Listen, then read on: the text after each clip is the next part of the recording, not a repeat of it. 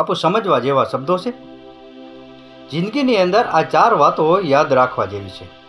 પ્રથમ વાત, ખોટા ખર્ચાઓ, દારૂ, જુગાર અને વ્યસનથી દૂર રહેવું જોઈએ. પૈસાની બચત એ રીતે કરવી જોઈએ જે રીતે આપણે ઉનાળામાં પાણીની બચત કરીએ છીએ, કારણ કે જ્યારે જરૂર પડશે ને ત્યારે કોઈ નહીં આપે. બીજી વાત, જિંદગીની અંદર ફક્ત ક્યારેય એકલા માણસની કમાણી ઉપર આધાર ન રાખવો જોઈએ, કારણ કે માણસ ગમે તેવો મજબૂત હોય એ લાંબા સમય સુધી એક પગ ઉપર ઊભો નથી રહી શકતો. ત્રીજી વાત, આખી જિંદગી ફક્ત નોકરી કરવામાં ન વિતાવી દેવી જોઈએ, પણ જ્યારે સમય અને મોકો મળે ને ત્યારે પોતાનો કોઈ સ્વતંત્ર નાનો મોટો ધંધો પણ કરવો જોઈએ, જેથી કરી 2 પૈસાની બચત થશે અને આપણા સપનાઓ પણ પૂરા થશે.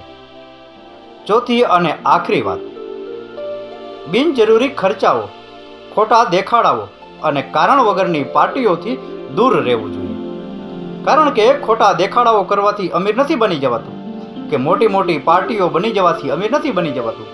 અમીર બનવા માટે સખત મહેનત કરવી પડે છે અને એક એક રૂપિયાની બચત કરવી પડે છે. આપણે જો ખોટા ખર્ચાઓ અને બિનજરૂરી પાર્ટીઓ કરશું ને તો ઉલટાનું આપણને જ નુકસાન થશે.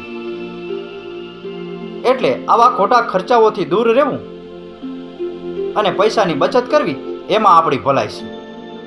આપણી ગુજરાતી ભાષામાં કહ્યું છે કે ન જાણ્યું જાનકી નાથે સવારે શું થવાનું છે. જે રીતે હાથમાંથી ધીરે ધીરે રેતી સરકતી જાય છે એ જ રીતે આપણી જિંદગીમાંથી પણ સમય ધીરે ધીરે સરકતો જાય છે અને આવનારો સમય કેવો આવીને ઊભો રહેશે એની કોઈને ખબર નથી.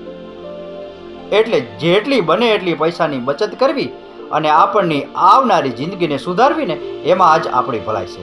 રાકેશ ગીરીના આ શબ્દો સમજાઈને વંદન. આપનો દિવસ શુભ રહે. મહાદેવ હર.